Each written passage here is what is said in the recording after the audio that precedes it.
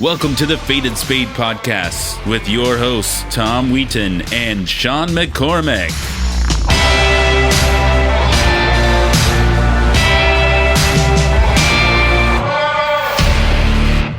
All right, Sean, the poker boss, and I, Tom Wheaton, founder and CEO of Faded Spade, are back for the first official Faded Spade podcast, and we have an awesome guest in Jamie Kerstetter. We recorded her interview a few days ago. You guys are going to absolutely love her story, from law to poker to social media influencer to commentary, you name it. Just a great story. And Sean, I feel like it kind of embodies what we're trying to do here with the Faded Spade podcast, man. How about you? How'd you enjoy the time with Jamie that everybody will soon see? Dude, Jamie is, let's just start by saying I've been a huge fan of hers for a long time. And I think people are really going to enjoy her story. She has obviously the interesting background coming from the law side and using that knowledge to enter the poker realm, and not just enter the poker realm, say, this is my passion, and just say, drop the law degree. Not that you ever get rid of it completely, but she's definitely like a poker player now, like full-fledged. She's doing the commentary game. She's everywhere right now, which is really awesome. And I enjoyed like her backstory, hearing about how she went down after like Black Friday to play poker in Mexico online and stuff like that. Anybody who ever does that, I'm like, wow, that's really cool. I've never done something that huge, and it's really cool to talk to her and hear her story. Oh, 100%. And then stick around after the interview, because we actually have a special on the clock segment where Sean, Jamie, and we talk about poker commentating, and we talk about, the value of poker commentating in today's day and age of poker. So that's really cool. It's a fun opinion segment, and you'll hear what we all think about that as well. So before we get into that though, Sean, how was your weekend, man? Weekend was great. Got a couple workouts in. Wait a minute. Speaking of workouts, I heard someone got into the CrossFit game today or during the last 24 hours. How you feeling, buddy? I wish you didn't bring that up. I did feel like I was going to throw up for a good portion of the morning, but here's the deal. It's like, it's time to get rid of the dad bod, right? We're not getting any younger. I'm 39, you're 40. We got to either say, you know what, we're going to be in the best shape of our lives, or we're going to just get old. So starting CrossFit, it was awesome, but man, am I feeling it, bud. And I know you've done CrossFit like the majority of your workout life, right? That was a big part of your life for a number of years. Well, I wouldn't say majority, but definitely, I was in CrossFit for like 6 years, and I really embraced it when I was doing it. I actually, at one point, took a course on how to become like a level 1 trainer and all this stuff. No desire to actually be a trainer myself, but when I do something, I try to be all in and learn all sides of it. And it was a good road. And the only real words of advice I can give to you going into the CrossFit game is you have to enjoy the suck. Like when you're dead on the ground, covered in sweat, and you can't breathe, like enjoy that, because that is a fantastic feeling and it can't be duplicated. So it's really cool. But hey, man, I got another thing. Let me ask you this. Seriously, talking about the weekend. Yeah. Is Faded Spade like everywhere now? Every single thing. You know me. I call myself the self-proclaimed nerd of poker. I'm watching Live at the Bike. I'm watching all these different streams. I'm watching WPT on repeat. I'm watching Poker Go on repeat from an incredible show we just had last week. And every time the Ace of Spades hits, it's just like, brought to you by Faded Spade. Okay, maybe I didn't say that on the card, but it's just awesome to see you guys out there. And man, you should be really proud about the work you've done. You've come a long way. Thanks, brother. It is the ebb and flow. But yeah, this weekend was pretty big for us. I mean, it started Poker Go, right, in Helmuth's game. And then Live at the Bike had a special 5-5 game and their customers, and obviously Poker Go customers. And then Run It Up has been streaming these awesome cash games from Peppermill, where they use Faded Spade 4-color cards. And Jamie actually was commentating, right, for those. And then World Poker Tour Sunday night on TV on Fox Sports. So it was just this weekend where like a lot of our customers had some big things going on. It was great exposure. It leads to great sales at fadedspade.com.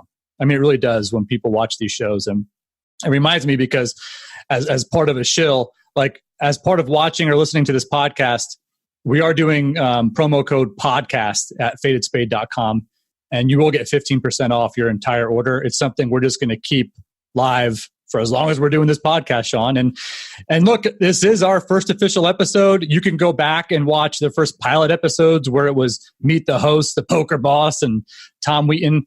And now that we're really starting this thing off, like, you can watch on YouTube. It's a brand spanking new Faded Spade YouTube channel. And then you can hear now and listen across pretty much most major podcast platforms, like whether it's Apple Podcasts or Google Podcasts, Spotify, I mean, you name it. So this is the jumping point, Sean. Away we go. And couldn't ask for a better first guest of the Founder Hour interview.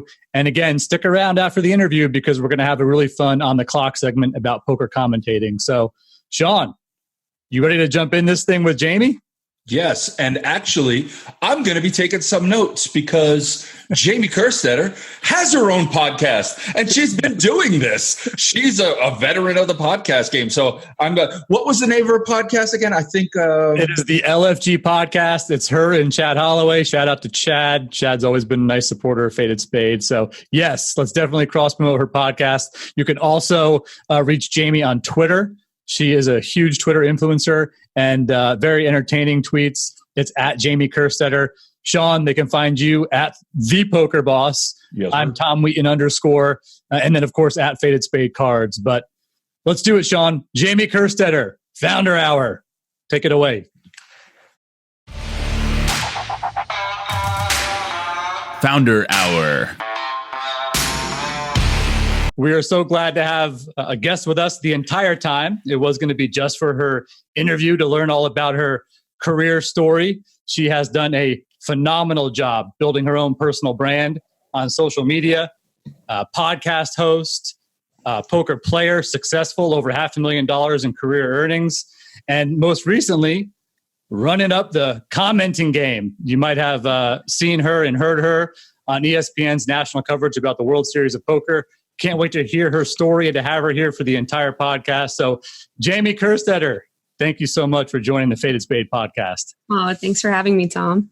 You bet. And then, of course, our illustrious co-host, the poker boss, Sean McCormack. How you doing, buddy? Yes, sir. Live and direct from Las Vegas. The weather is a balmy 105, I believe, today. But we're enjoying it. It's better than the cold, right? It's a dry heat. That's what they tell us. Don't talk to me about heat. It's Orlando, Florida. The humidity is through the roof. I don't want to hear it. Yeah, I moved from there. I know how it is. Yeah. But I'm not coming back, Tom. Speaking of locations, I got to tell you, Jamie and I, something we have in common is New Jersey. So Mr. Massachusetts, Mr. Boston man, just get stepping, right, Jamie? Yeah. I miss New Jersey, though. Right now, it's like 110 here. So it'd be nice to actually go back to the East Coast for a minute. Do you have any plans to get back to Jersey anytime soon? Well, we were going to make the trip to PA, actually, when they opened online poker and they're dragging their feet. It's supposed to be July 15th. And instead, the casinos all opened online casinos and sports betting and stuff like that instead. So we're waiting. Yeah, poker is almost taking a back seat in a lot of those casinos. I know it, too, through a lot of my discussions with folks up there. Yeah. So let's jump into it. So this is going to be the interview segment of the Faded Spade podcast with Jamie. And then also, we're going to have one of our regular segments called On the Clock. And what we're going to talk about is commentating and the ins and outs of commentating and some recent discussions on social media. And Jamie wants to join us for that too. So I think first, though, let's get into the interview. Let's get to know Jamie, and then we'll get up into that segment. So, all right, Jamie. So I know some of the backstory of yours is you actually were going to school for law, and then you kind of decided to change your entire life up. So can you fill our listeners and viewers in, maybe Jamie from past to present and where you thought your life was going, and then what you did to kind of change it up? Yeah, I wish that it had gone the way that you were saying, where I'm like, I'm in law school. And then I just figured out it wasn't for me. But instead, I decided to finish law school, be $150K in debt, start being a lawyer, take 2 different jobs, quit. It was a little bit of a bumpier path. So I wasted a few years in there when poker was amazing and it was super winnable. And all you had to do was like have half a brain cell and you could win online. I played a little bit while I was in law school, started to fall in love with it, played in a home game with other law students and would win all the time. And this is against people who like were definitely smarter than me. Like I'm in the game being like, all right, these are the kids who are like going to all get the A in class when it's like on a curve, but I could beat them at poker. Okay. So I started to feel like, okay, this is like one thing I'm like naturally good at. And so that started me loving it. Cause I was like, all right, these guys will kick my ass in criminal law and constitutional law and all this stuff. But I'm like, oh, I'll win $20 from them later on. So I started to go to Detroit casinos and just played 2-5 there, some random tournaments when they'd have them, and just like fell in love with the game. And I should have just quit law then, realizing that I want to spend 0 time on reading case law and all my time at Greektown Casino.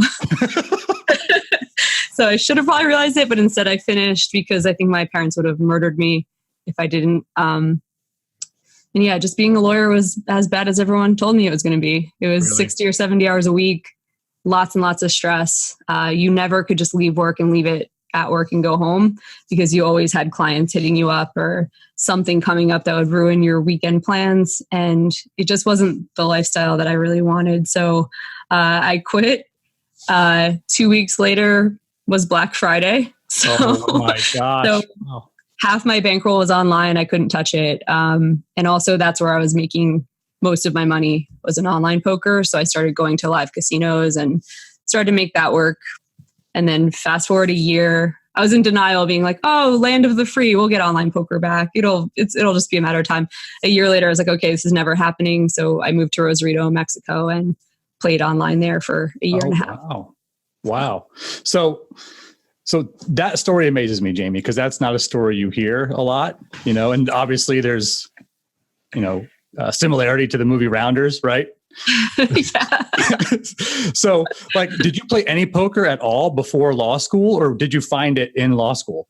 Yeah, I actually I'm just exactly like Phil Ivey, Yeah, totally. I played underage in Atlantic City, but not seriously. Like I just went because my brother played a little bit just for fun.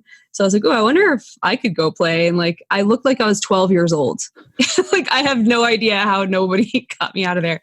I went to the Trop and I just played like limit 2-4 just to see if they would let me. And yeah, and I got to play a little bit then. And then once I turned 21, my best friend and I went to Vegas, like mostly just to go to Vegas, not for poker. Right. But we ended up both playing like a 24-hour 1-2 session, drinking White Russians and just feeling like bosses. And like, oh, that is 100% Jersey, right? We were there for like 4 days. And instead of like going clubbing, going crazy, we like went and played poker all night and had fun. And so that kind of like stoked the fire a little bit. And I was like, I really like playing poker. But at that time, I honestly didn't even know that like people did it for a living. I just thought like, I was like, okay, there are people who are better at it and worse at it. It's not like blackjack or something like that where like you can't win. But I didn't realize that like people like actually made a living doing it. So I did it and I was like make a little bit of money and be like, oh cool, I'm good at this game.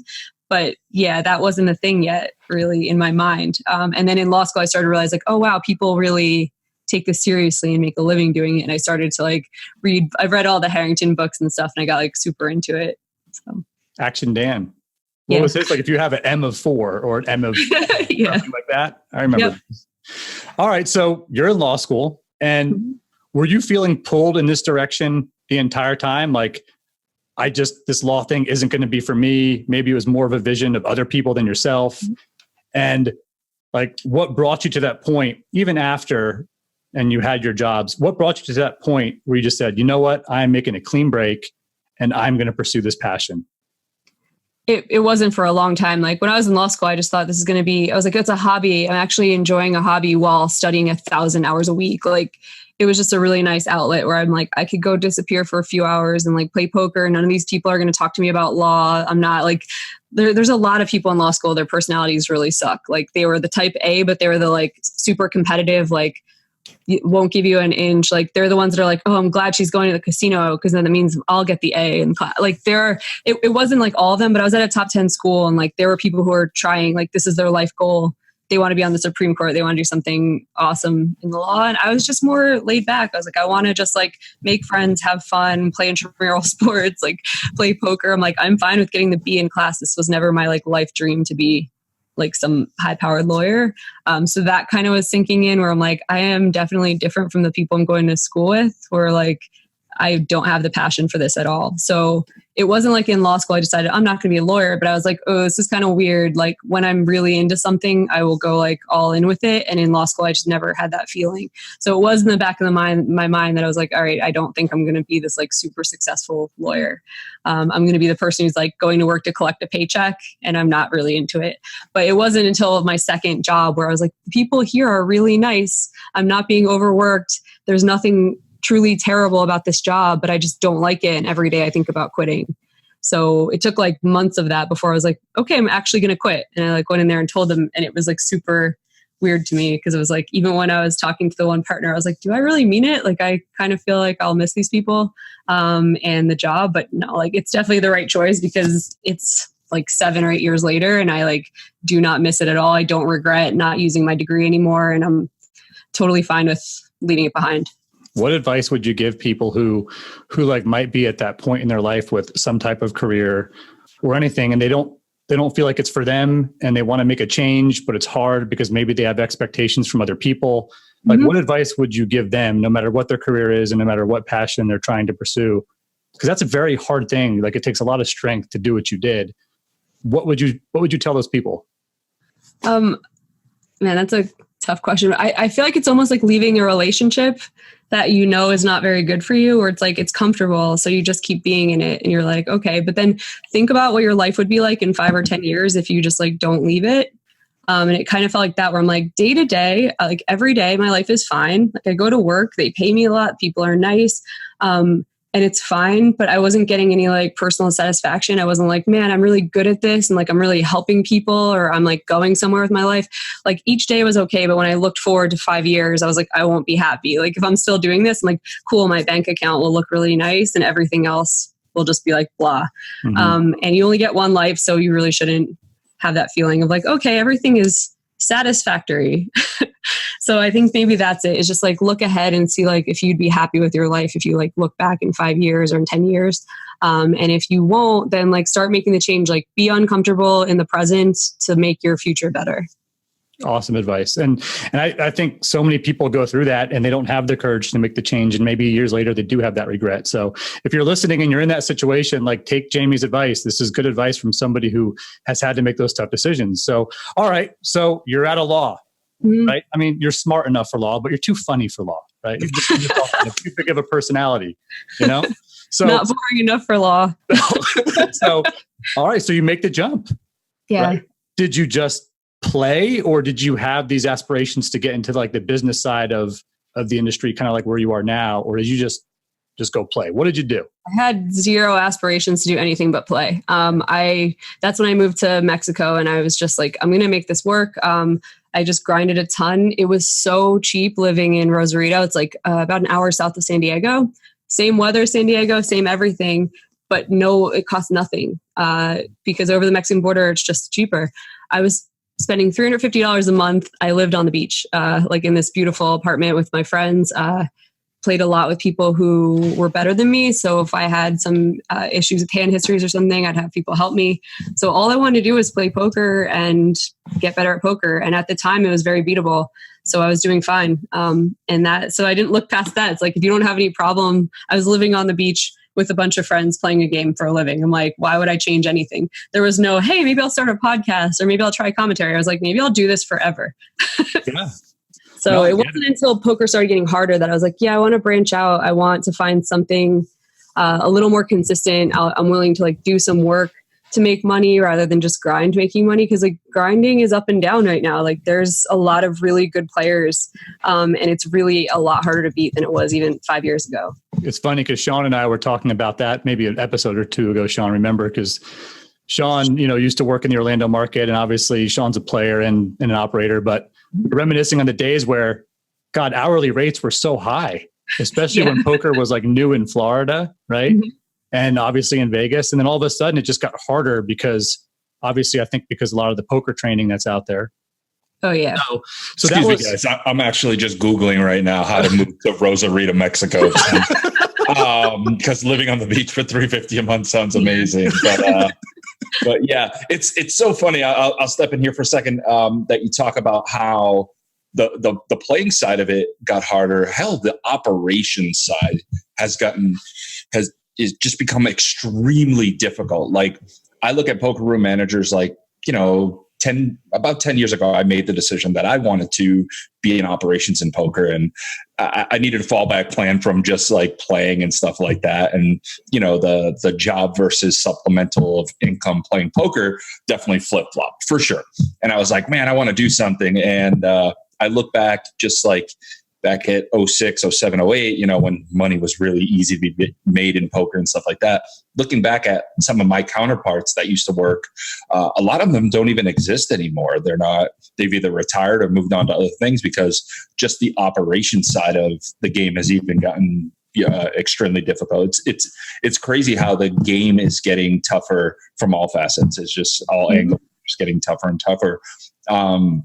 So I guess my question to you is, how do you keep adapting? How do you keep evolving in this game that just seems to get tougher and tougher, and seems like everybody's solving the game at this point? Yeah. I think what I've done, it's been really random. Like I don't sit down and have like a plan. I'm not like meditating like, hey, what do I do to like get better at this game? I feel like part of what I like about poker over other careers is that like it is so open-ended that you can just like kind of like throw things at the wall and see what sticks. And that's kind of what I did for a while. And like I was struggling because I'm like, well, I want to be just a poker player. And I've talked to Chrissy B about this a little bit because she had the same thing. She was like, before she wanted to be a sponsored pro or anything like that, she wanted to make sure she's a real poker player, that she's beating the game, beating the stakes in the tournaments that she's playing. And I had that kind of feeling for a while too, where I was like, well, I want to make sure I'm not like a fraud. When we were like, I'm a poker pro, but I actually lose at every stake I play. So I was trying to figure out like how to make it work as just a poker player for so long. And it was tough because I'm like, I'm not just a poker player. I also have a 6-figure law school debt. I have stuff to pay. I can't just be like, yeah, I'm making a small hourly at certain things. And that'll be enough. So kind of having like that burden of like an extra financial burden on my shoulders made it so that I'm like, well, I have to be doing other things too. I have to adapt by like picking up other little like side gigs and stuff like that. I can't just be a pure poker player because that kind of stress of being like, well, I have to make this much per month to pay my rent, to pay my loans, pay everything. And then like, it's like you have a bad couple months, which is inevitable. You could be a really good poker player. There are like best player in the world will still have a bad WSOP once in a while and be stuck a bunch of money. So I had to kind of get rid of that feeling in my brain of like, I'm only going to play poker. And if I make $1 doing anything else, then I'm not really a pro poker player. And just realize that like supplementing my poker playing money will make my life just so much better, so much easier. And then when I'm actually playing poker, I'm happy. I'm not like, if I don't win this 5-10 session, I'm totally screwed. And like, I'm going to have problems paying bills. So I think that feeling of like, letting that feeling go of like I have to only be playing poker, and if I'm not, then I'm not like a pro like that. I just let that go, and like it's been way better. My results have been way better since taking on these other little jobs. That's so cool. So all right, so you're on the beach, you're partying, you're playing poker, you're making good money. All you're doing is playing, right? Mm-hmm. And then you intentionally started thinking, it sounds like, I want to get into some other things. So do you remember what your first kind of side gig was, or your first foray into doing something more like job, quote unquote, job oriented while playing? Oh, I got so lucky. So New Jersey opened online poker, and I was content with living on the beach forever. I literally I miss my family and my friends, but I was like, hey, I'm doing good enough in poker where like I can just take trips back and forth and like continue living here. And some people that I played with in Rosarito actually like met girls down there, started families down there. Like they didn't come back. Like there are people living in Rosarito and Costa Rica and places like that. But I actually got a call from Party Poker New Jersey that were like, hey, you're from New Jersey and we like want someone to rep our brand. And I was just like, I have no idea how you know who I am, but yep. I'm like, I'll do that. My mom was so happy. She's like, you're going to actually come back. So I ended up moving back, which I thought I was just going to do temporarily and help them launch their site there. And then it was doing well in Jersey. So I actually just stayed for a couple of years as a brand ambassador for them. And then that kind of solved my problems because like, oh, I made some money repping their brand and just like kind of hustling for them and doing social media. And that kind of made up for the fact that I couldn't play on the international sites at the time. And I had to just play smaller games in New Jersey. But that was kind of eye-opening where I'm like, oh, cool. I'm like kind of doing something I want to do. And also, it's not like I wanted to go on radio shows and promote, and I didn't want to like do some of the like putting myself out there type things, but it was worth it. And it just opened my eyes to the fact that like, I'm like, cool, I can do a little bit of both. I could play poker and also work in the industry a little bit. That's cool. Did you spend a lot of your time when you were an ambassador for Party Poker just playing online, or did you also mix in kind of the live aspect in Jersey? So what they wanted me to do was stream on Twitch for them, because that was kind of becoming a big thing at the time. So I would do some Twitch streaming for them on Sundays when there was like bigger events. And then that was the live component was big too, because they were partnered with Borgata. So I played a ton of their Borgata events. And then something really cool about being a poker ambassador is that the bar is set very low because poker players do not like responsibility. They don't like showing up for photo shoots. They don't like really putting themselves out there. Like a lot of poker ambassadors are just very good players who just want to play and be left alone. So I was from the legal background where I'm like, I'm used to working really hard. So when someone gives me a job, I was like, yeah, I could put in time. I'll show up on time for everything. And it was just funny because I'm like, I thought I was just doing like a decent job. I get an email. They're like, you're doing great. You want to go to Venice? And I was like, yeah. How quick did you say yeah? Was it yeah? Or was it, let me think about that? It was pretty much just like a reward for just being adequate at my job. Like I was just like, this is amazing. So yeah, they sent me to Venice and I got to play a WPT there. And then I actually did commentary there for the very first time ever. They had me commentate their WPT final table, and it was without hole cards too. So like, I was just like, oh my God, this job is really hard. Like I had no idea how that was like harder than usual. So I'm like, man, I give these commentators a lot of credit because like having to figure out what the players are doing here is like so difficult. And then Jesse May, who I had met there for the first time, he's an OG, he's been commentating forever. So he was like, you realize it gets easier than this, right? And I was like, what do you mean? He's like, yeah, you usually have hole cards. Like you don't sound like you're just guessing all the time. I was like, oh, that's cool. That's wild. So yeah. So your first commentating gig was through your Party Poker ambassadorship. Yeah. Oh, cool. That's awesome. Yeah. So did you know right away you were like, I want to do more of this? Or was it like, oh, well, that was fun and you moved on to other things? Oh, I was terrified. I was like, that was terrifying. Glad that like nobody made fun of me. And if they did, that they were doing it in Italian, so I didn't know. So I didn't think there was like a future in it for me, but I just was like really proud of myself because I was the person who was like afraid to talk in class. Like right. I was not like this at all when I was a kid. So for me to do something like put myself out there that much, I was just like, wow, I'm like really happy. Like it just like showed personal growth and everything. So I was like, it wasn't like, hey, I'm going to do this forever. It was more like, I did a really hard thing I'm afraid of. That's in the past. Glad I did it. And like moving on. So I never thought I'd be doing this more. God, or on ESPN for the World Series of Poker, right? So you're in Jersey, you're doing your ambassadorship, you're playing, you've got a good balance of everything. Mm-hmm. At what point did you start like your entire social media or content game, right? Because I think I mentioned, your work on Twitter and whatnot, but was that intentional? Did that start back then, or was that like kind of later? Like nothing I ever do is intentional. This is what I'm learning. I'm just like, oh, someone gave me an opportunity and I took it. And then I like figure out what I'm good at or not. I joined Twitter like later than everyone, I feel like. And I just didn't really like post much about anything. And then like once in a while I'd think of a funny joke and like post it. And I was like, oh, this feels like I get a lot of satisfaction out of making people laugh. I've always been like that. My dad was like a huge goofball, and he was the guy who like when he passed away pretty young. So like I have all these, I don't know, I'm going to probably cry, but he was the guy who like when it was super quiet in a room would say like the most ridiculous thing to get people to laugh. Like he's the person, like if there was like a very like serious meeting, but he thought of like an opening to say something funny, he's the guy who'd say it. He just taking risk everywhere like that. And it would make me laugh as a kid. Like I wasn't embarrassed of him. Like the corny jokes and all that, I loved it. And so like that was something where I feel like I inherited that part of his personality a lot.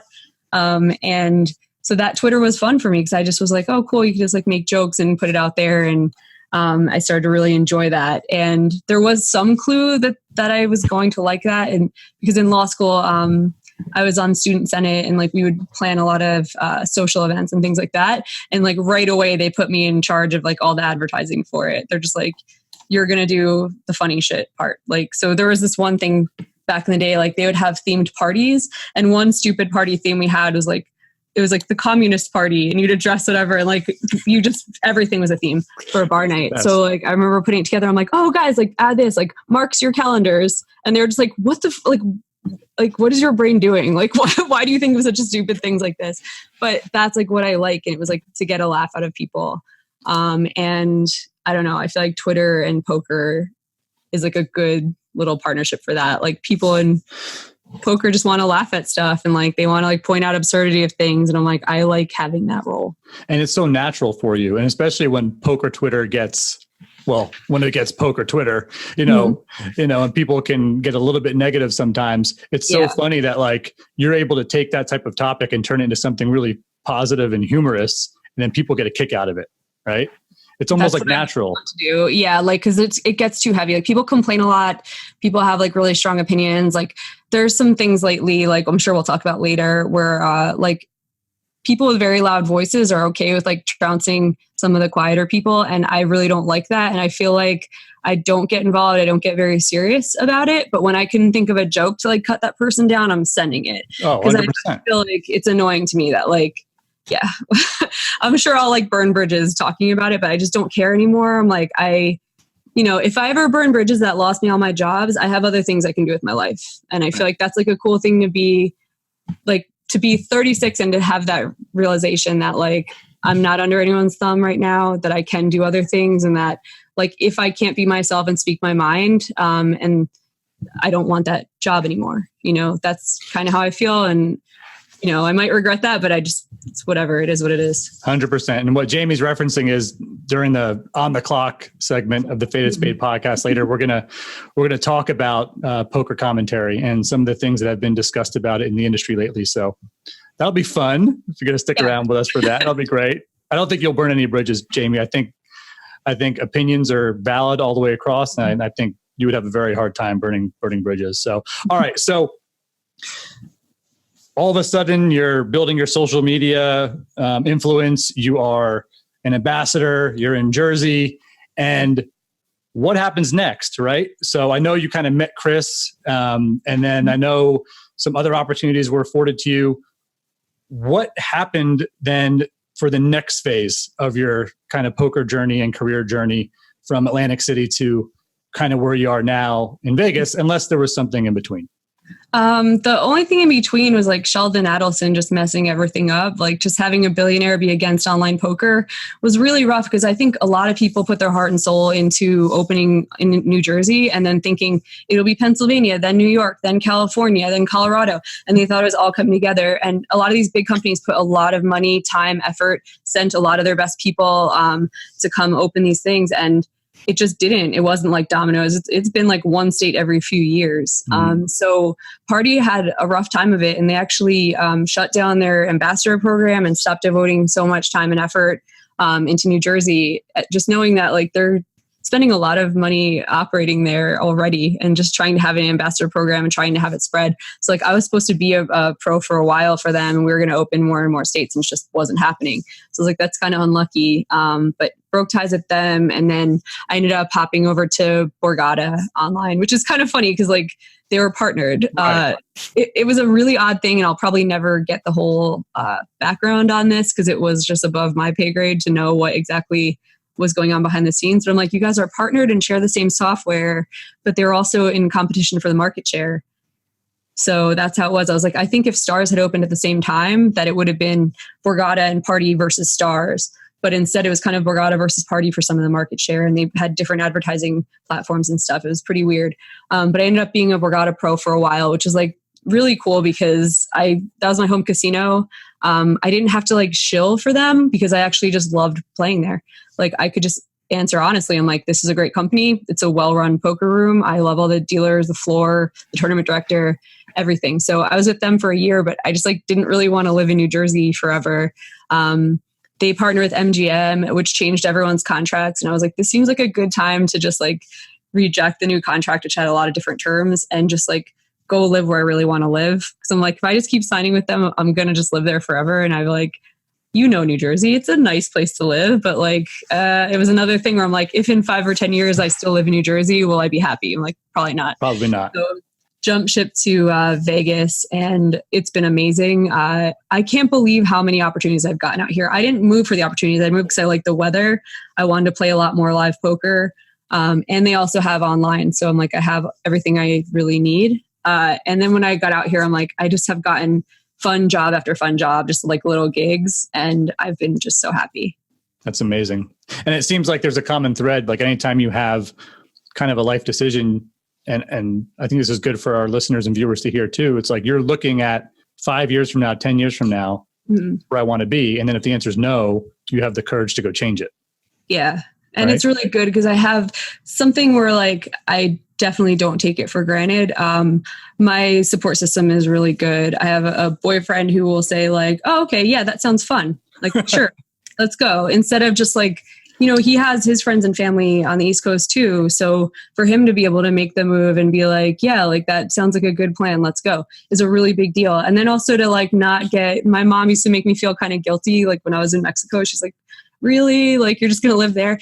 I didn't get any grief for moving to Vegas. Like, she was just like, yeah, that sounds like it makes sense. And she likes visiting Vegas. So that helped. Like, if I was like, hey, I want to live in Montana, I might have gotten some blowback, but she likes playing a little poker, a little blackjack, and she like really likes vacationing here. So I feel like that's why it was a little easier to just be like not getting any of the guilt side from the mom. That's awesome. Well, actually, I was about to ask like what type of support system you have, because Sean and I were talking about this when we did our pilot episodes with his interview in mind, and our similarities were like our spouses are huge support factors, and also, family. And I feel like a lot of people sometimes don't feel that support, and it's hard for them to make decisions, but it's so cool that you have Chris, right? And then also your mom, and they can come along this journey with you and support you in that way, because I think it'd be a lot more difficult for all of us if we didn't have that support. She was really tough when I first started playing poker, like really tough, because my dad had passed away and I was on this like path at that time to just be very successful. And that I was going to be like, I'd be a partner at a law firm by now, most likely. And I feel like she felt some pressure, like she was letting me mess up my life. Because it was hard. Like there were times when I was like losing a lot of money, like, and there were times when like online poker shut down and that's half my bankroll. I don't know if I'm going to get back. And it has not been smooth the whole way. So she was like really worried about me for a little while, but I was like, look, that's why it's good that I finished law school. I got my degree. I have something. Like if I'm not going to like live on the street. Like if poker was awful and I like lost all my opportunities, the worst thing is I'd go get a job I don't like. Like that's it. And I'm like, that's really not that bad. Like a lot of people have it a lot worse. Like people who are thinking about leaving their jobs, if they like, that's why my advice is like, take it with a grain of salt. Like if you have people who help you, if you fall on your face, it's a lot easier to just go do a risky thing. I can relate. And so talk to us about that. So all this time leading up to Vegas, right? And we'll get into obviously everything that's happened in your life and career since Vegas. But when you had those times of self-doubt, or you had those times of trouble, or you were unsure about what direction to go, like how did you fight through it? Like what are some ways you were like, you know what, I can get past this?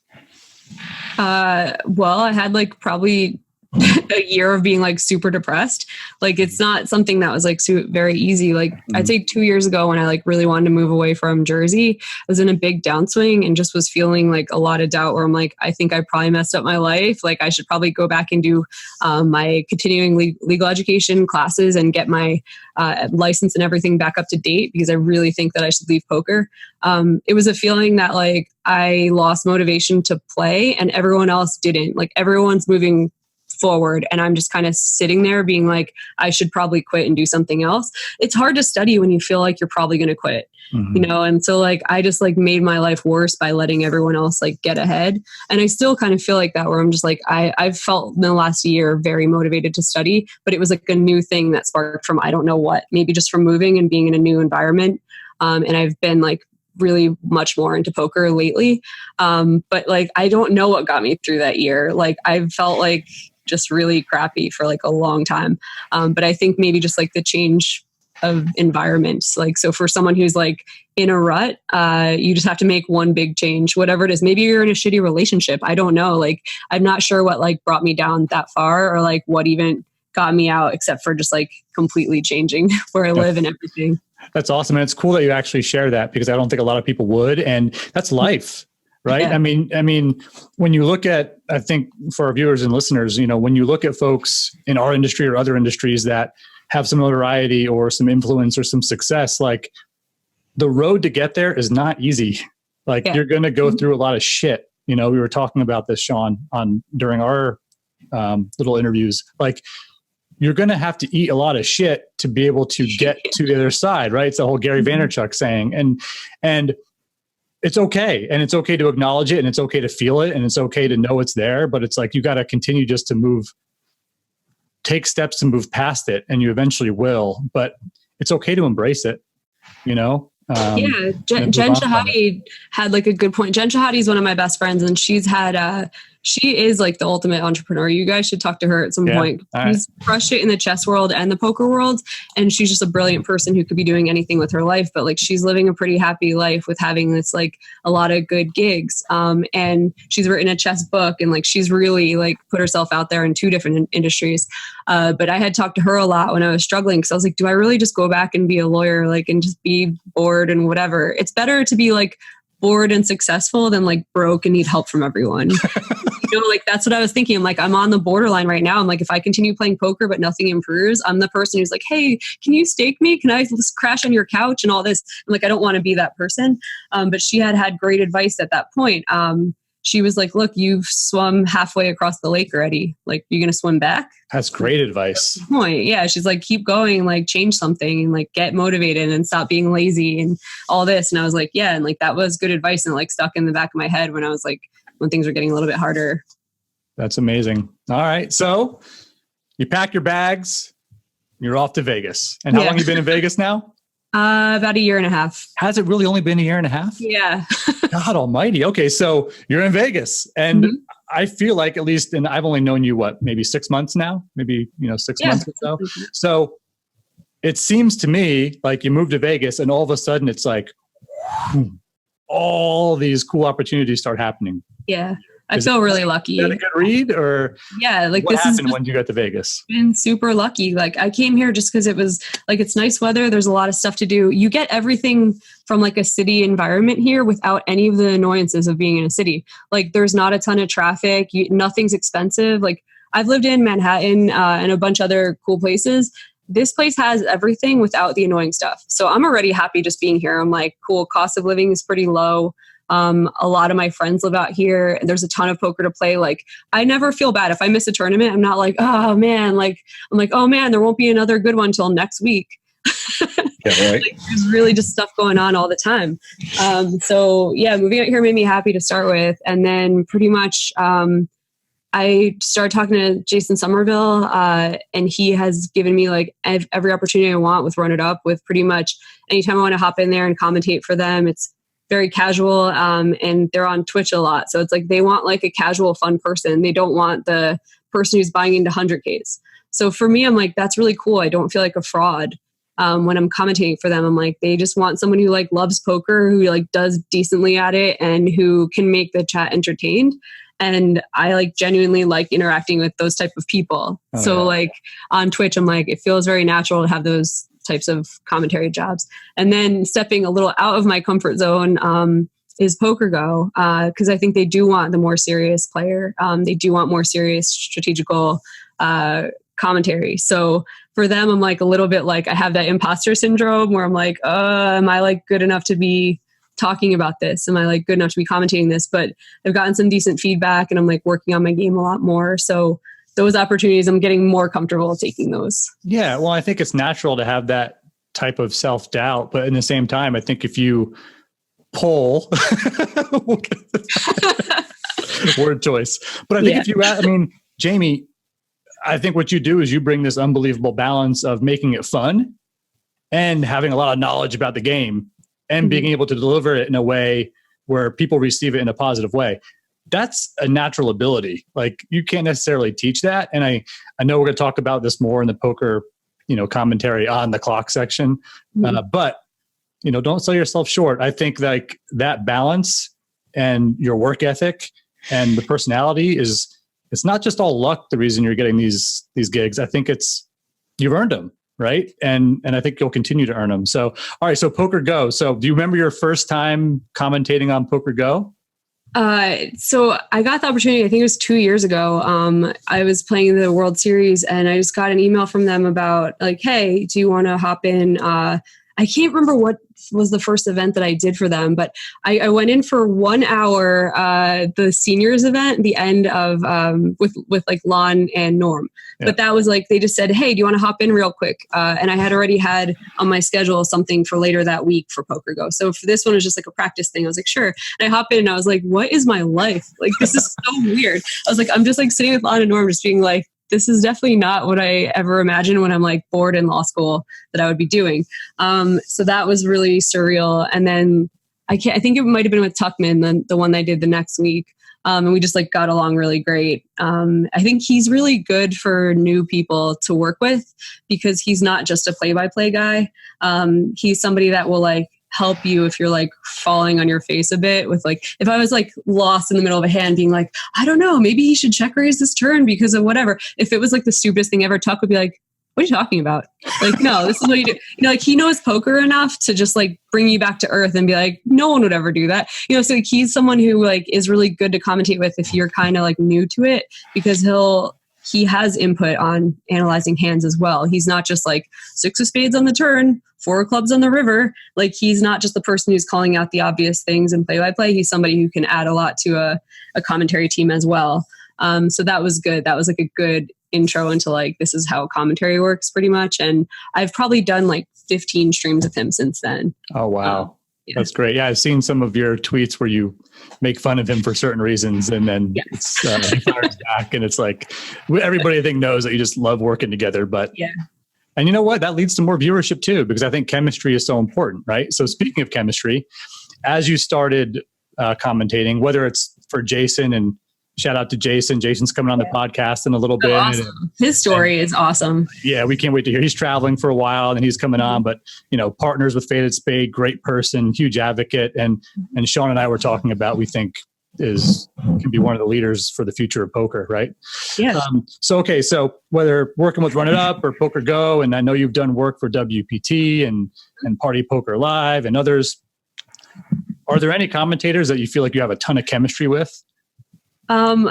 This is something where like, this is the only thing I would brag about because I don't have any brags for like my strategic game or anything else, but I do think that I like work well with others. Like, I feel like I can figure out the person that I'm with and like what will work with them. Because there are people who are like the very, very serious person. And I'm like, okay, like today we are serious poker players and we're going to talk about serious things. Then there's people like Staves where I'm like, we are not talking about poker strategy today. Like we did an overnight stream the other night where I'm like, this is a circus tonight. Like, I'm like, tonight I'm a clown. Let's go. And like, and I feel like I like can mold to those people. And like, that's what I think is fun is like, to like basically play well with others in this like commentary role and to like not take away from like their strengths and just like let them be themselves and I'll just like mold to them. And I think that's like one thing I'm good at that like you can plug me into a lot of these spots and I'm not going to like try to trash the other person because I've only once or twice been commentating with someone where I'm like, they're not giving me an inch. Like they're here to do their kind of commentary and like they won't play with me. Like if I want to make it fun, today won't be fun. And like it's only been a couple of times but I've been like, man, I never want to be that person to someone in the booth. Like I want to make sure that they're like doing their thing and that like I make them look better. Yeah. So that's cool though, is that like there have been a lot of people that I really like commentating with. Like Lon and Norm were hilarious. Like they get a lot of shit from people who want the like super boss commentary, but they're put on streams that are like accessible to a ton of people. Like they're talking to 1 million people. And I'm sorry to the like 1% of elite pros who like want it to be the super serious stream. That's not what most of the people want who are watching from home. From what I understand, like they like Norm's jokes. They want Lon to be like accessible. Lon plays nightlies. Lon doesn't play 100K buy-ins. Like when he's talking about poker, he's talking about because he loves playing poker. Or like he'll finish a stream and then go see if he can play something. There are times when we're preparing for something that we're about to be commentating in an hour and he's finishing like a $5 tournament online. Like how can you not like these people? Like why do, like that's what was getting me more upset than like even some of the criticism that I was fielding myself was just reading things people were writing about them. So I'm like, if anyone spent a day commentating with them, you would have nothing bad to say. They work really hard and they're just like really good people. And there's always going to be those types of, trolls, right? No matter what. And I think you're right. Like real poker is what you're describing. Yeah. That's real poker. Like this high stakes poker world that we're all pretty familiar with. I mean, just from being in the industry, not because we're buying in 100 Ks, but that's this small of a percent of the entire poker population. You're right. And I feel like for something like ESPN, you're speaking to the guy down the road that's organizing the $5 home game tournament, right? Or the 1-2 player over at Orange City or Daytona, right? Like that's poker and that's that audience. So, I saw some of that feedback, but it is what it is. I think you make a very good point, and I think that's who we have to cater to, right? Especially in that type of commentating situation. So, all right. So you mentioned Lon and Norm and the WSOP, and obviously you and I have been talking a lot during the WSOP, and I remember you had some commentary on certain streams you were excited about, right? And then all of a sudden it's, oh, by the way. Yeah. So tell everybody about that experience where it's, hey, we'd kind of like it to be on TV commentating. Oh God, that part was scary. But so I've done a ton of streams for Poker Go, and they partner with ESPN for the main. And I had done day 1A and day 1B the previous year, which that was completely surreal. I was like, I'm speaking live to a few 100,000 people. I'm so afraid of just like taking a spot for a joke and it being like the worst joke. And then it's like something, I take chances for sure. I'm not like I don't know, like if I see a good spot for something that'll make people laugh, I'm going to say it. And I'm like, what if I just take like the worst on the line joke and get fired forever? Like that's something to be worried about. So that was really crazy to me. I couldn't believe that they like trusted me enough to put me on a spot that big, and it went well. And I got a lot of really nice feedback, and I was just really happy to have done it. And I was like, that was cool. Like, that's definitely something where I'm like, I don't know. Like when I put it on Facebook to my friends and family, they were like, you're doing what? Like, it's so weird. Just be like, yeah, I'm just going to be commentating at ESPN. Just like, no, tune in. It'll be on TV. No big deal. That was crazy. And that was just for day one. That I felt like that was crazy. And then fast forward to this year, I got the same type of offer. Like, hey, yeah, do you want to do day 1A, 1B, and then day 2? And I'm like, ooh, I got promoted to day 2. Like, this is going to be really cool. Move it up in the world. Let's do this. Right. Yeah. So I was like, because it gets more exciting, right? Like day 1, it's like, you see some people bust, but most of the pots are like pretty inconsequential. And I'm like, day 2 is when you start seeing some like really, really cool things, and it's more fun. More people tune in to watch it. And then pretty much I'd get an email like, hey, you want to do day 3? I'm like, yeah. I'm like, cool, I'll be there tomorrow too. And literally that's what it was every single day for like 10 days. They're like, hey, you want to do this again tomorrow? I'm like, yes, actually, I'll pencil you in for tomorrow too. Yeah, I guess, I'll commentate for ESPN World Series of Poker every single day. I think. Yeah. Hold on, ESPN. I'll get right back to you on that. Yeah. Let me check. I'm like, I was going to hike Red Rock, but I guess I'll show up. But I would joke with Norm every day. We're both big fans of the movie Princess Bride. So I was like, hey, Norm, every day. It's like, they're like, hey, Jamie, great job. Probably kill you in the morning. Well, the chemistry, here's the thing. Like the chemistry you three have, it's natural. And I feel like when it's forced, people can tell, right? And it's no surprise to me that every day they were asking you to come back because it just made sense. It just fit. It just worked.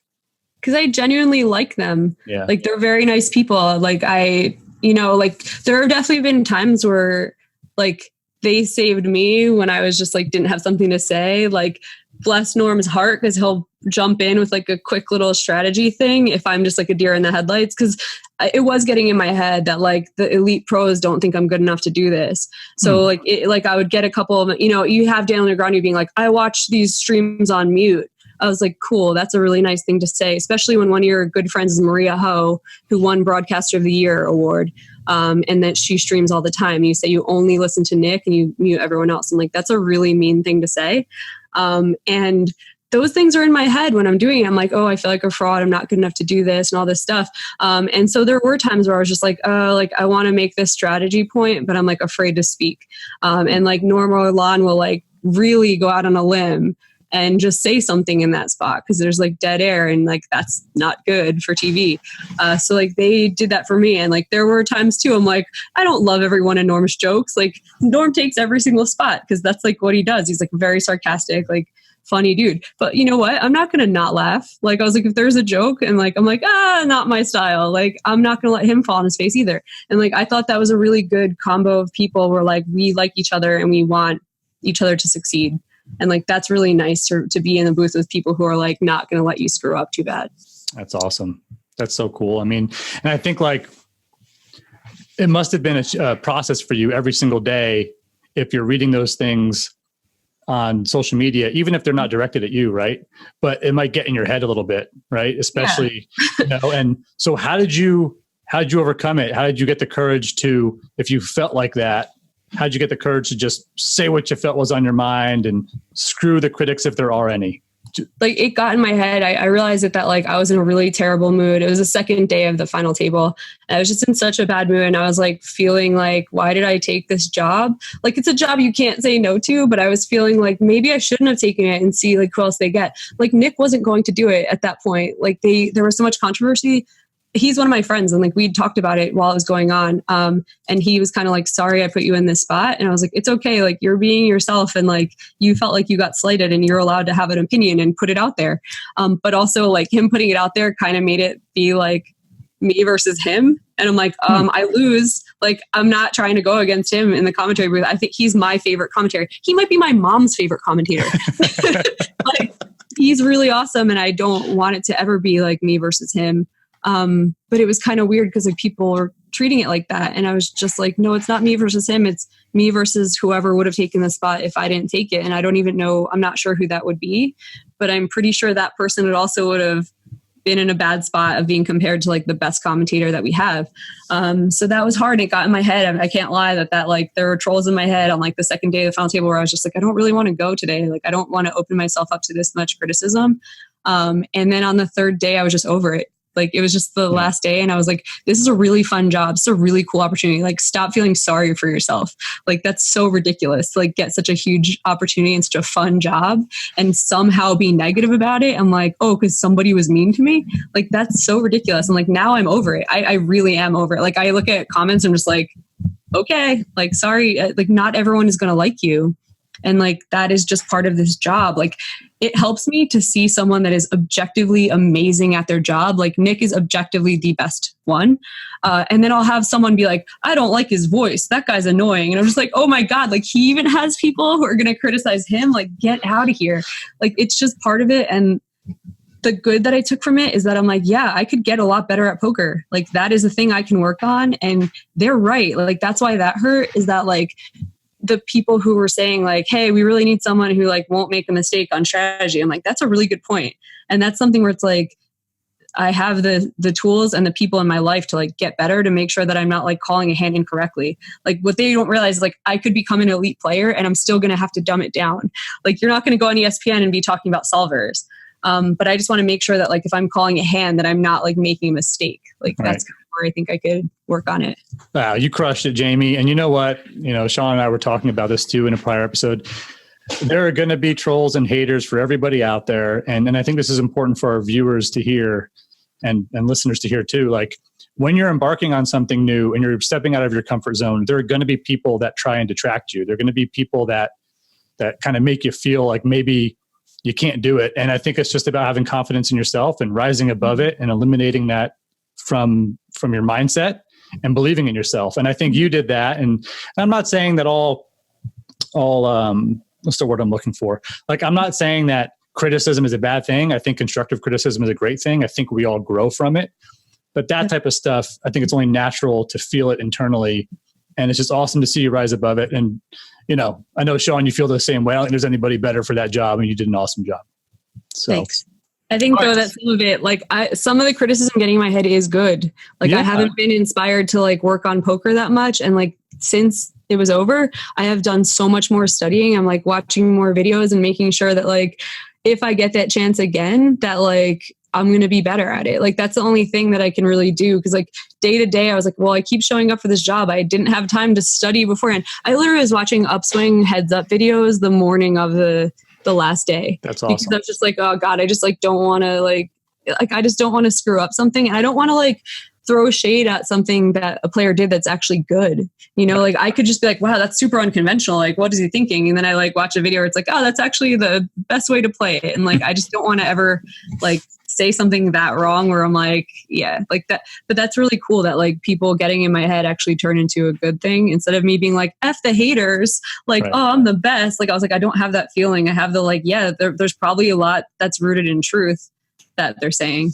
And you know what? I think you're right. And I can relate to that from Faded Spade standpoint.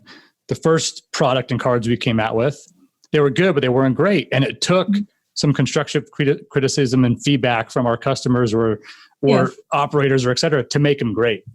Right. But it's like, and Sean, the same thing, you know, from being an operator and the decisions you make for your casino and different things you're trying. Like if you don't, you almost got to cut the noise and then ask yourself, what are some things that actually could help me get better or do better? And it sounds like you've done that. And that's just awesome. So, okay. So I'm going to move from commentating for a minute and we're going to come back to it for the on the clock section. So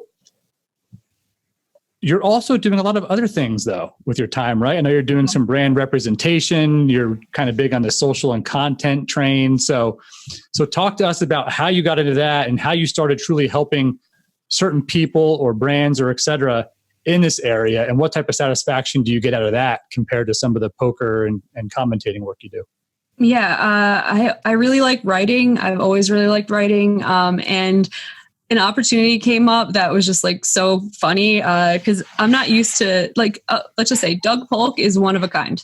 I'm not used to people like him. I know he gets a lot of haters. He also is just like a very interesting, smart dude. So that was one of the first like random jobs I got is somebody was trolling him on Twitter and they were like, your content's really weak or something. They were like, it's getting stale. You're not funny. You need someone like Jamie Kerstetter to write for you. And I literally have no idea who this person was. And I got the notification. I'm like, oh, great. I'm going to be like the subject of the next video, right? Because I didn't think Doug was a good, nice guy. I was like, he's a really funny guy, but I was like, oh, this is going to like hurt his ego. And instead of it, I get a DM and he's like, what do you think?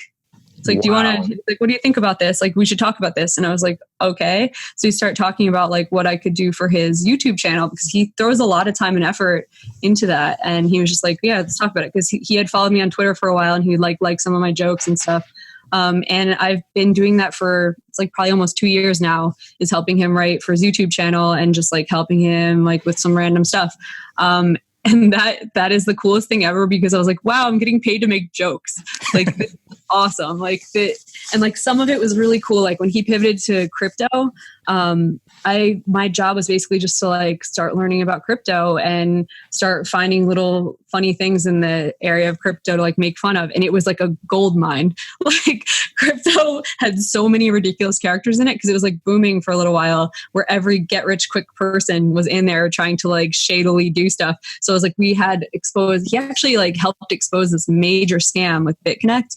And I got to help write their video, which was like a big, we spent a lot of time on that one, just making fun of these people who are scamming other people. And he put it out before the scam was really exposed. So like he saved people money and got them to get out of there faster. So that was really cool. So that's one of the gigs that I do.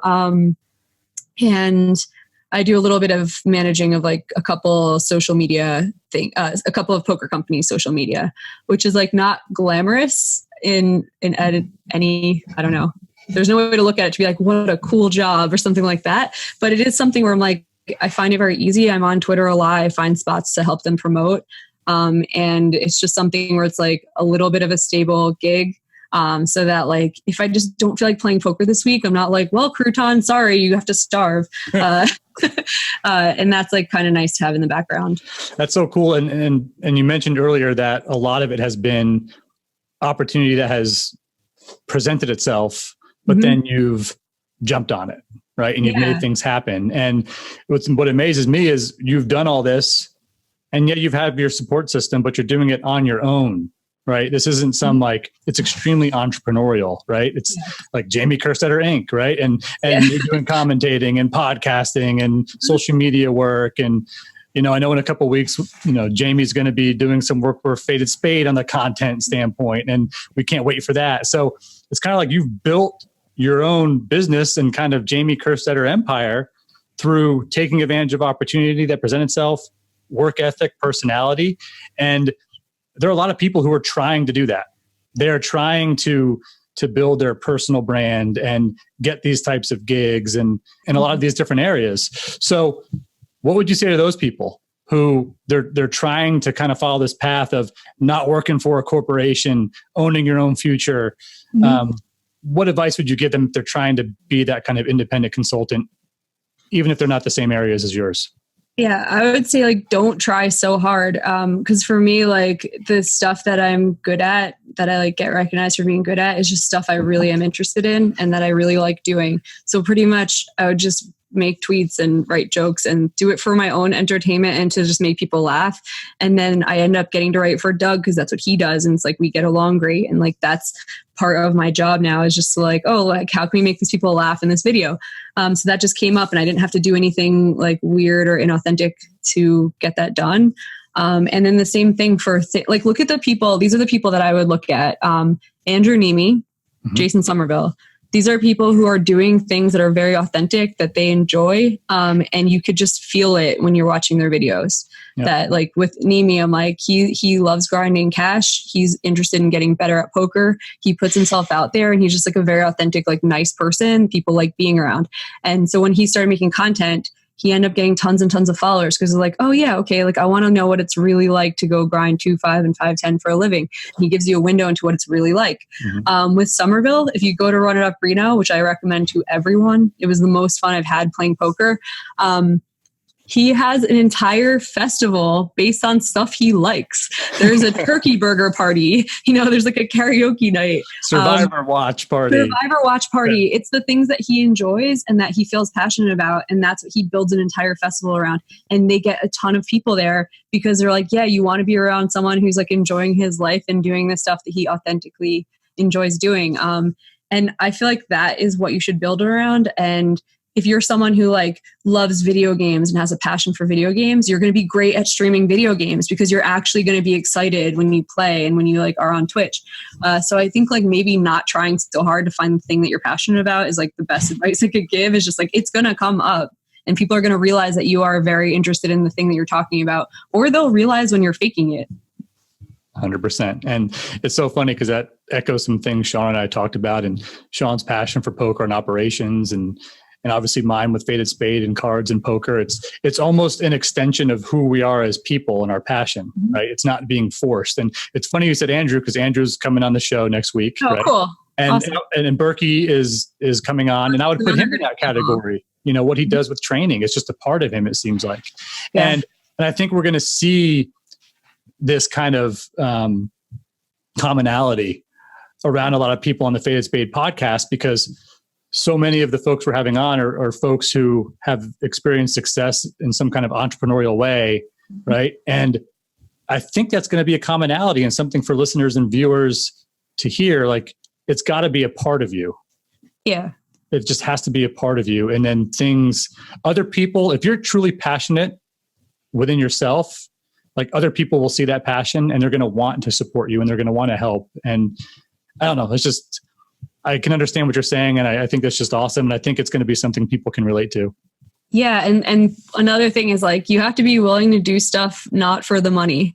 Like that's another thing too, is like, there are gigs where like, I'm getting some good opportunities now that are like helping my financial situation, but I'm not quitting the things that don't. Like there are a couple of things I do that don't make me very much money at all. But I'm like partnered with someone who loves doing it. And I'm like, this is something where like I'd have a lot more free time if I quit X, but I'm not, because I'm like, I actually like the person I'm working with. I like the job that we do. And I'm like, that's part of it too. It's like, if you're doing things you authentically enjoy, it can't be all financial based. You have to realize that like some of the stuff you put your like heart and soul and your energy into is like not for money. It's like for something else. And like, that's part of it. It's like, if you're someone who's like, I want to make this something happen. Like if you want to be like the best Twitch streamer or something, you probably have to have money in the bank before you start that, because there's a lot of building and there's a lot of stuff that you're going to do for no money. Like I did a lot of streaming for no money, like a lot of broadcasting. Like there was like some WPT streams and like Borgata streams for very little money. And like to get good at it or to get like better at it, you got to do a lot of stuff for free and like work pretty hard first. So I think that that's probably decent advice, is like, don't just start something for the money, because it like might not work out for a very long time. Amen. So, all right. So you mentioned like you're constantly looking at the next 5 to 10 years. So as we wrap up the interview with Jamie and before our next segment, what's next? Where do you see yourself 5 or 10 years? Like what in your heart of hearts, you know, you've been in Vegas a year and a half and a lot of great things are happening to you. And what's your vision, you know, for yourself over the next 5 years? I want to get a lot better at poker. It's really weird. I mean, I should have come to this conclusion while I was like getting more broke. That's when I should have started getting good. But like now that things are like working out a little more, I have like a more optimistic view. I feel like I want to be in the game longer and I'm like committing to it. I'm having a lot easier time studying. I have a lot easier time getting through videos and like putting in some work. So that's my goal, because it does make everything else better. Like it's not just about playing. It's like, it'll make my commentary better. It'll make like my podcast better when we have a strategy section.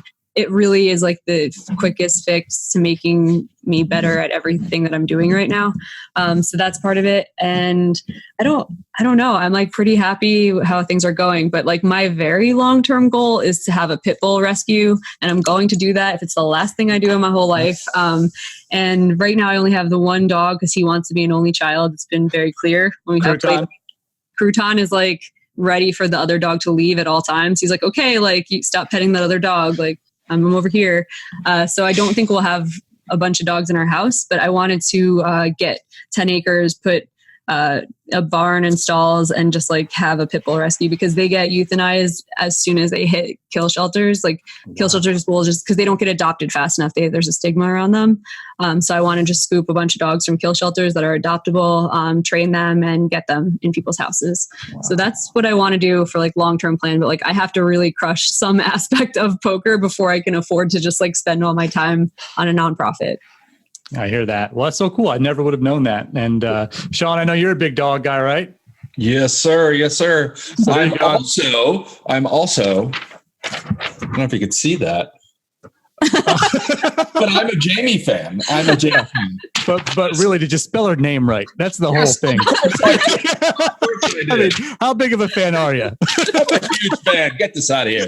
No. I'm already ready to donate to the Jamie Kerstetter Pitbull Foundation. That name, you can use that if you'd like.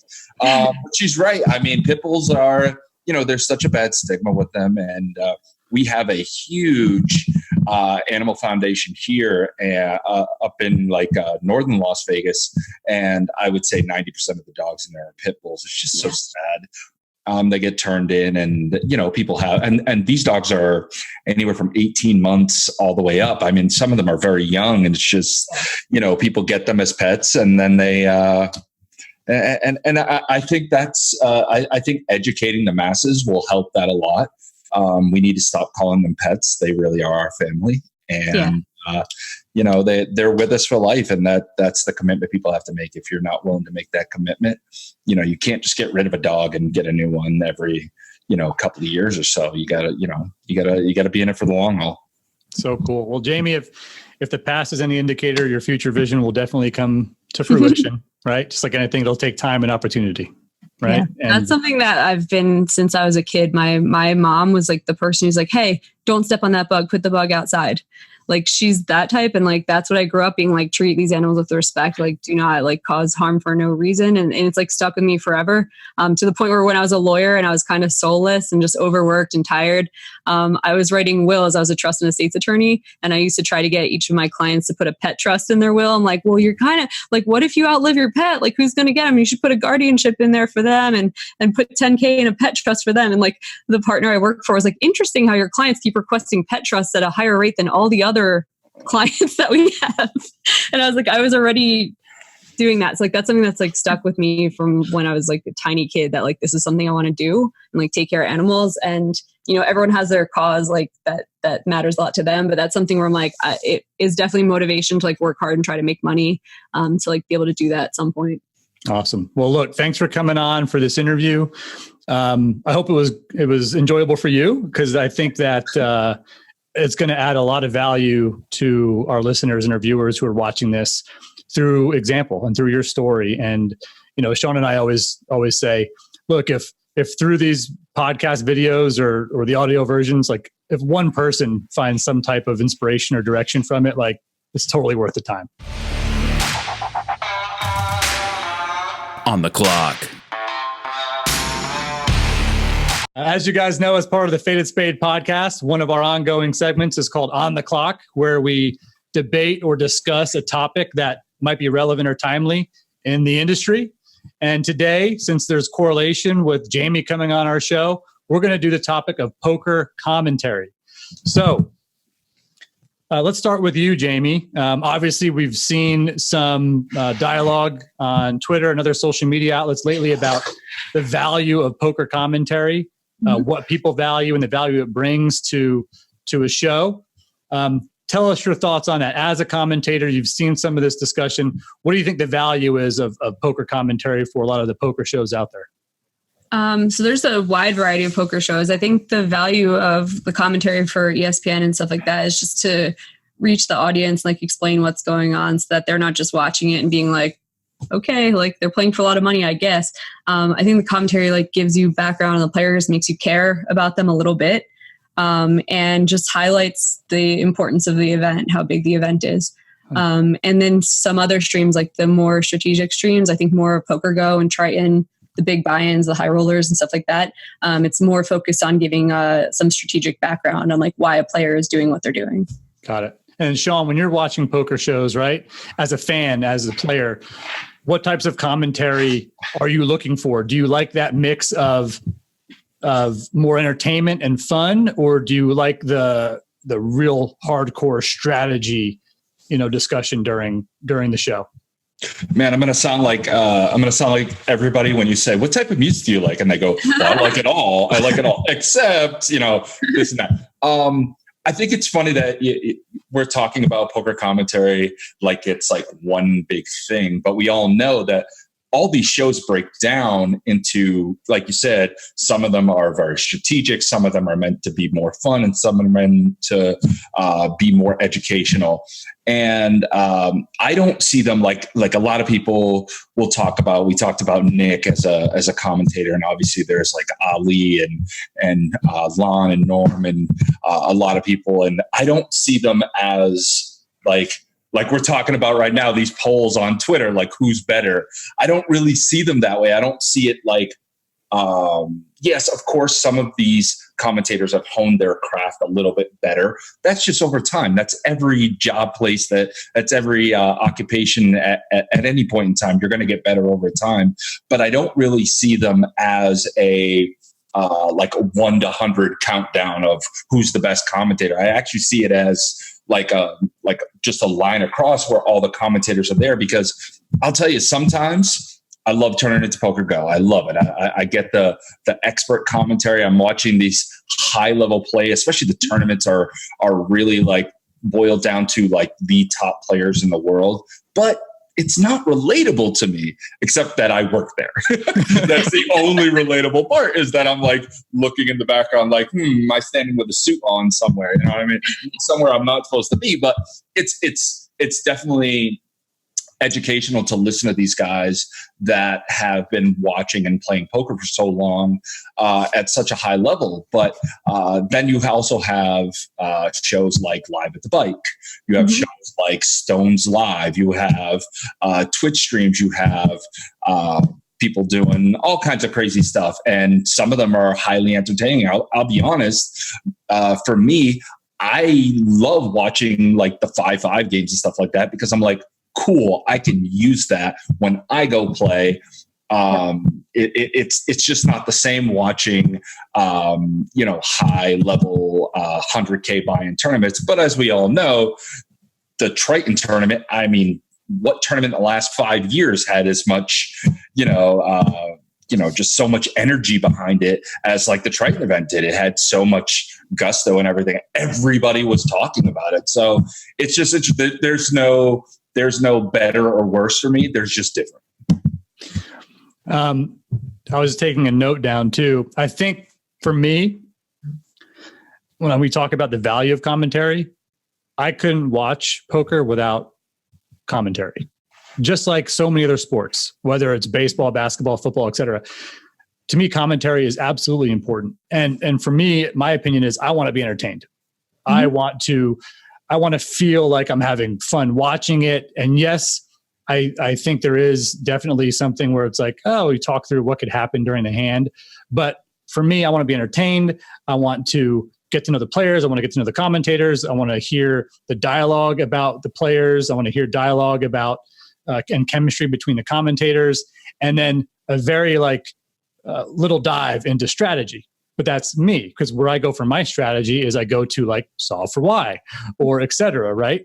And I think I might represent the vast majority of people watching poker, like we talked about before, right? Not necessarily the 1 or 2% that want to know the science behind it. So that's me. That's my opinion. But in terms of value, I think without poker commentary, I think viewership of these shows would be non-existent. Just like to turn on baseball and to watch baseball without commentary, like, really? Right. And I don't know. So like Jamie, from your perspective, when you think about poker, are there any sports like that you would compare poker to in terms of commentary method, or do you think it's in a class of its own? I think it's different than every other sport, if you want to call it a sport, but, Game sport. I think the commentators I like the most in football, like it could definitely, like I like listening to Tony Romo, who's been there, who's played, and who can give you some insight into like what he thinks is going to happen, and like strategically why they're running a certain play, things like that. But also you can read the like absolute passion for the game and just like the excitement behind it. So I'm like, that's the kind of commentator I would like to be. Just like need to work on being more of an expert, because like I am really excited when someone makes a play where you're like, holy shit, like this guy is just ready to torch ICM right now, just because he thinks it's going to work. Like the soul read mixed with the strategy and stuff like that. Like I get really pumped when you watch like some of these elite players do their thing.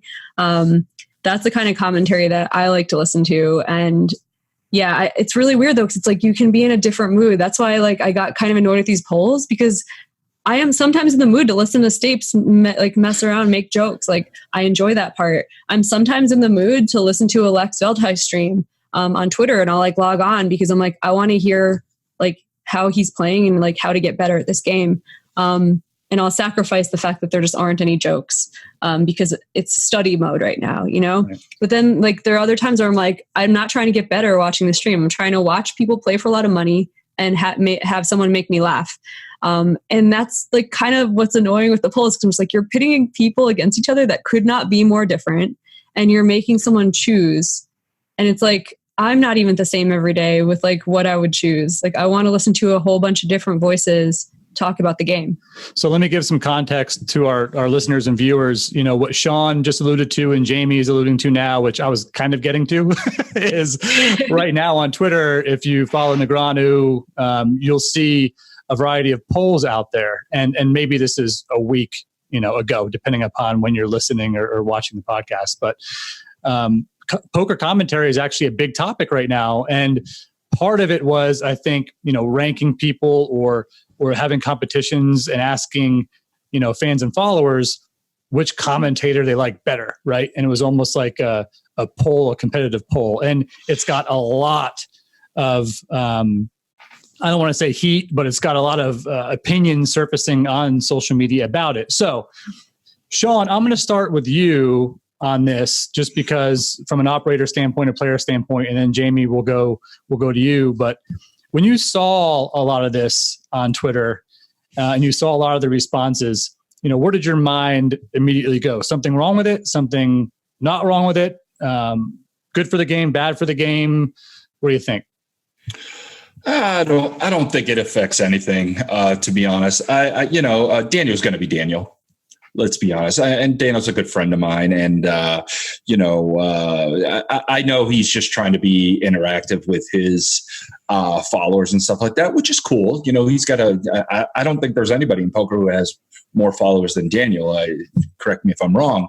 But he and it's not like he caught heat from the average fan or the rec player or anything like that. He was actually catching heat from most of the commentators. Nick Schulman made like a big comment. I don't even know who he was pitted up against and stuff like that.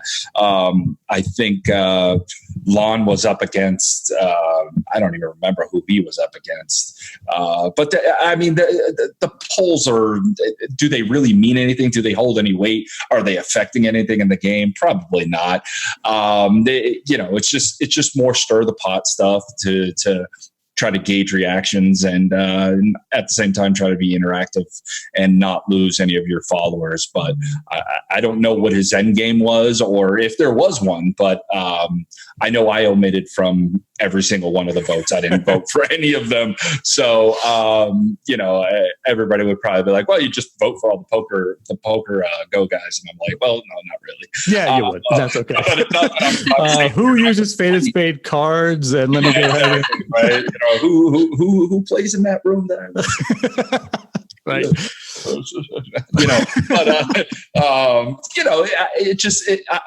I think his intention at first was to just have something be fun and jovial. There's a lot of these types of polls online in sports, pitting running backs against each other, quarterbacks against each other, and stuff like that.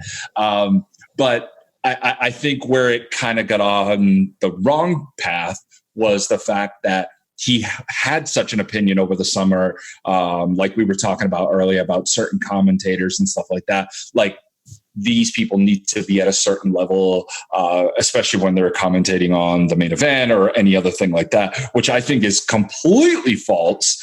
And I would totally disagree with him on that one because similar to running a Las Vegas poker room, being on a stage, the biggest stage for commentary for the biggest event of the year, you need to reach such a large audience.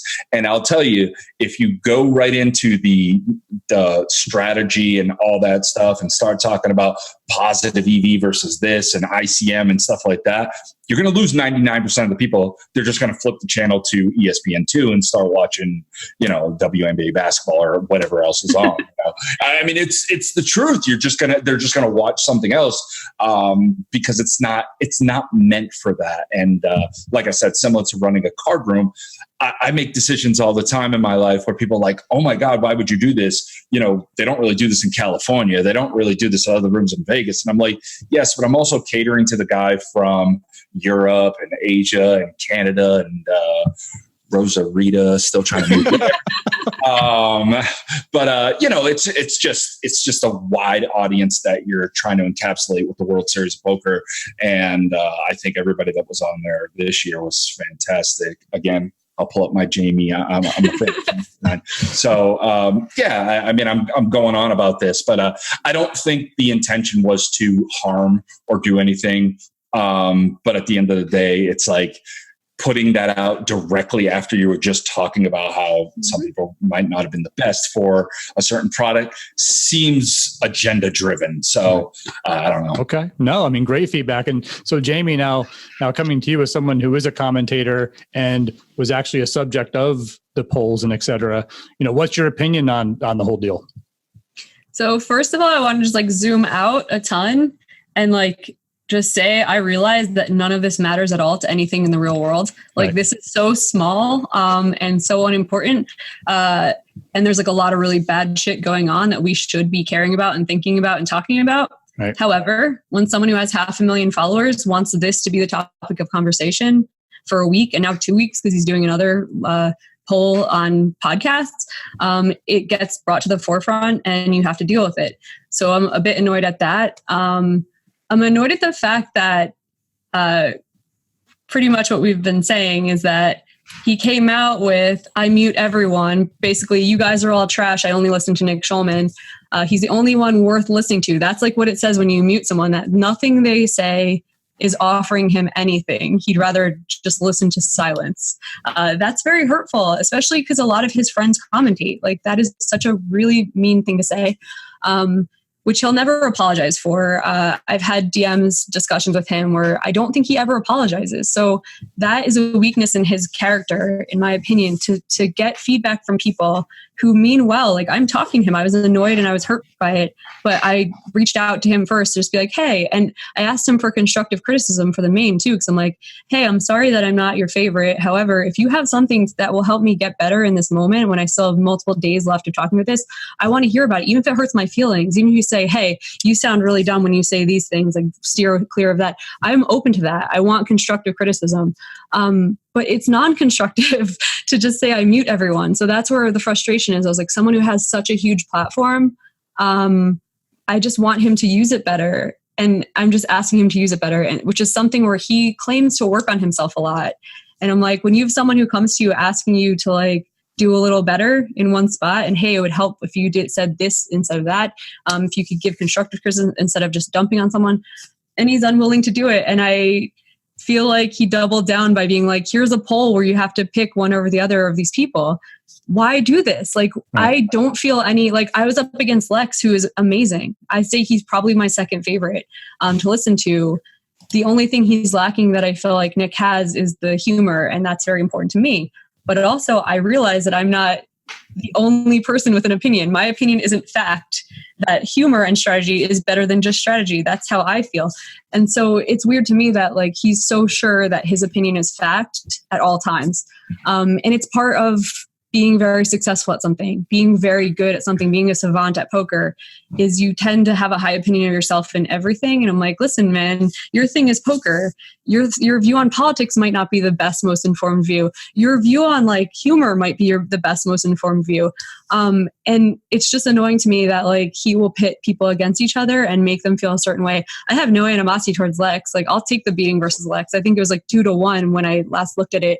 I think he's great at what he does.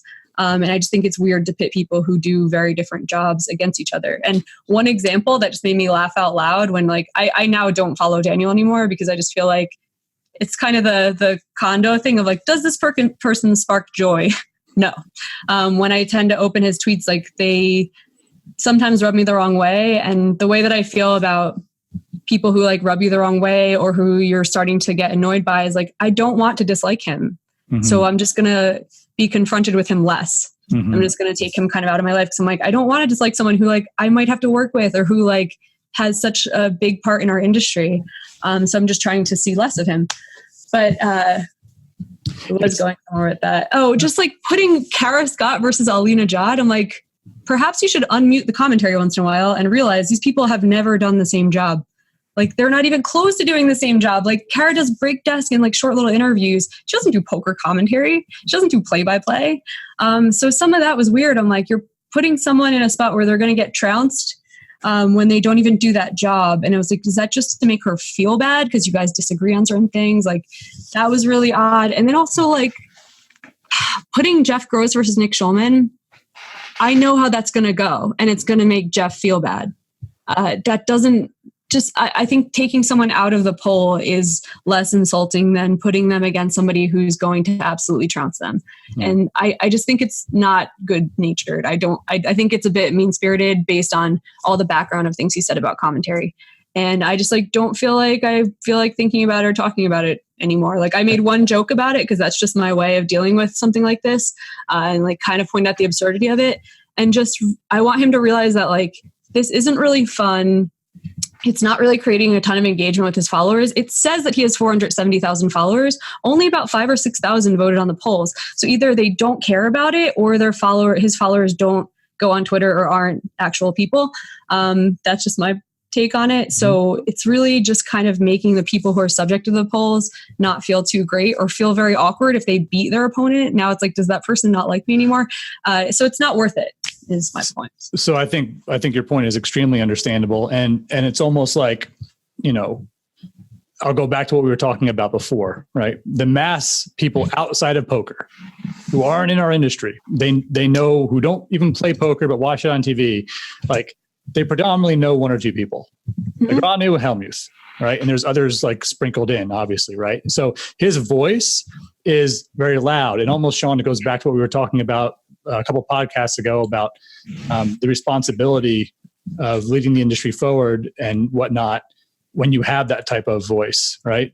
And I've met Daniel a couple of times. He's always been unbelievably nice to me.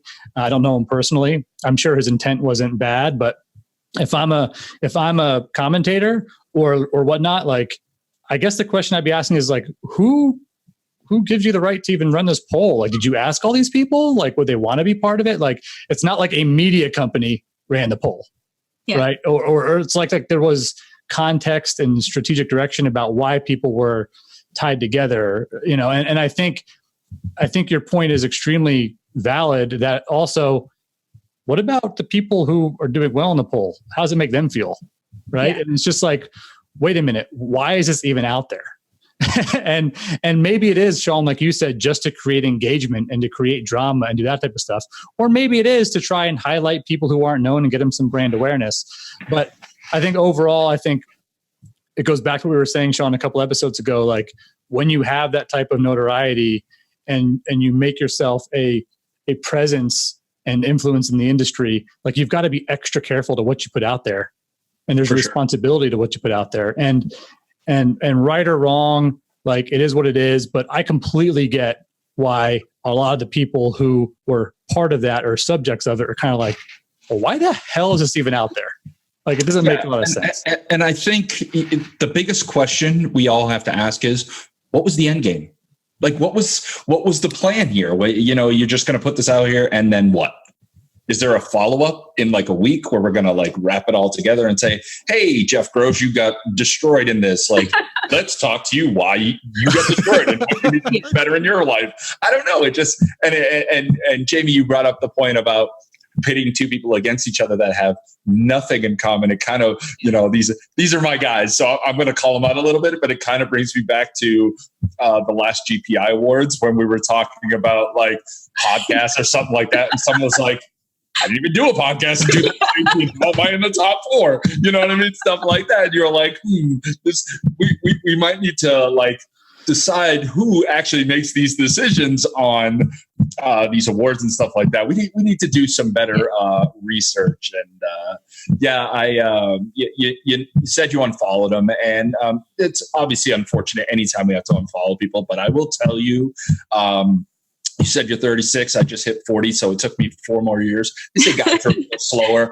I am finding that unfollow button. I am finding that I have blocked more people in the last month. Yeah.